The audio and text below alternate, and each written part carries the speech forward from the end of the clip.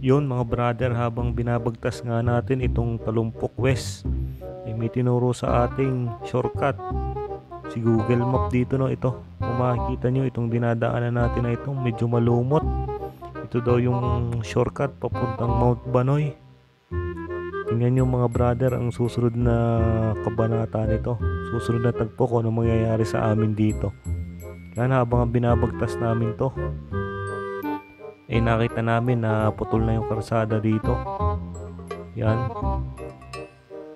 Tapos may makikita kami dito na taga dito. Silip-silip muna namin sa Google Map kung naliligaw ba nga kami. Sabi sa Google Map ay diretso lang, kaya nagdiretso kami. Hanggang sa nakita nga namin si kuya dito. May bahay dito.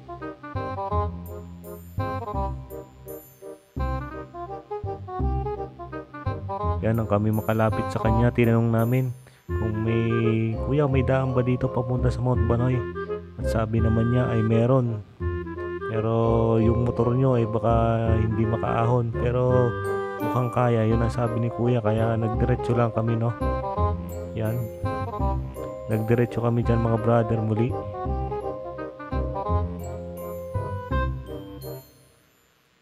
Dito nga sa portion na to ay dito na nagsimula ang rough road, lubak-lubak na daanan. Animoy iligaw kami ni Google Map, no. Yan, hanggang sa dire-diretso pa daw.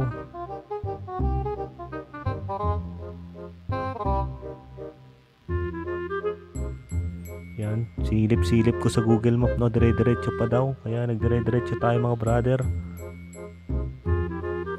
Yan, dire-diretso, medyo mabato yung daanan, no. Buti naman at mabato, hindi yung maputik na daanan, kundi balik na siguro tayo. Yan, hanggang sa nagdire-diretso pa rin kami, hanggang sa matagos namin yung portal papunta dun sa Mount Banoy daw na shortcut. Ayan, madaming puno sa daanan. Yan mga brother, kung makikita nyo naman, kitang-kita nyo yung mga motor namin dyan, talagang napasabak sa mga off-road. Yan, dire-diretso lang yung mga yan.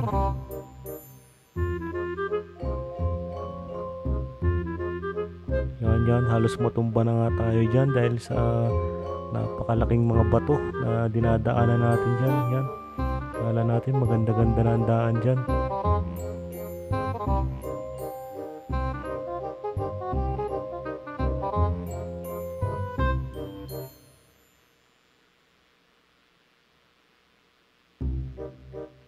Pero itong daan na ito pala ang mas malupit na daanan dito.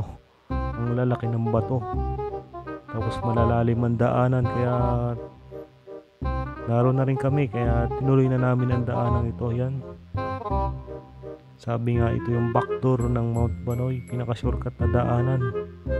Yan, ang lalaki ng bato dyan, kung makikita nyo mga brother sa video, no.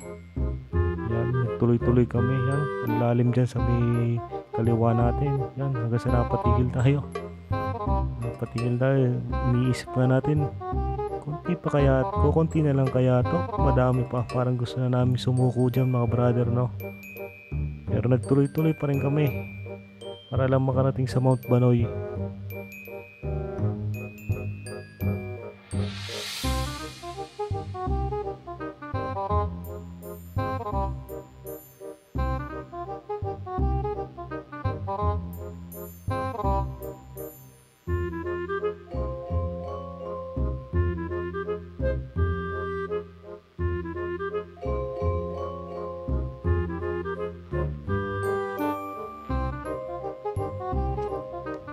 Ayan, nagtanong kami kung kaya pa ba nating umahon, pero sabi nila kaya, kaya let's go, tuloy-tuloy tayo. Yan, nasipat ko dyan sa aking Google Map na konti na lang paghihirap, kaya makakaalis na tayo dito. Yan mga brother, no, nagpatuloy-tuloy pa rin kami hanggang sa marating namin yung labasan nito. At mamaya makikita nyo, nagtuloy-tuloy pa rin yan.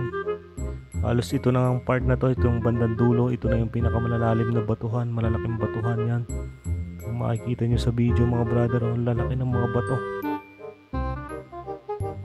Yan, halos Umusok na yung belt natin dito sa portion na to.